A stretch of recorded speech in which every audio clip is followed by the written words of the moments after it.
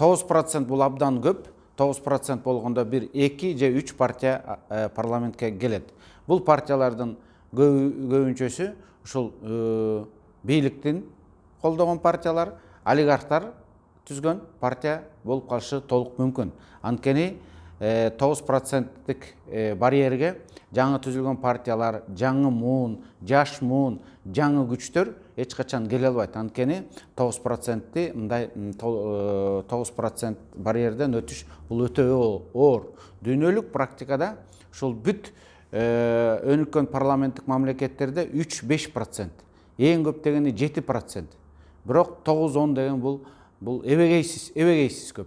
Ошондуктан бул барьерди биз 5 же 7%ке түшүрүшүбүз керек. Эгерде болбосо, анда олигархтардын партиясы, байлардын партиясы келет дагы карапайым эл колдогон, жаш интеллигенция түскөн күчтүү партиялар, күчтүү бирок жаш партиялар келбей калат. Мына азыр деген депутаттар 5%ке төмөндөтүү маселесин көтөрүп, бул негизи колдоо таба алабы парламентте? Мен ойлойм, колдоо табабы таппайбы билбейм. Колдоо мен анда айта албайм.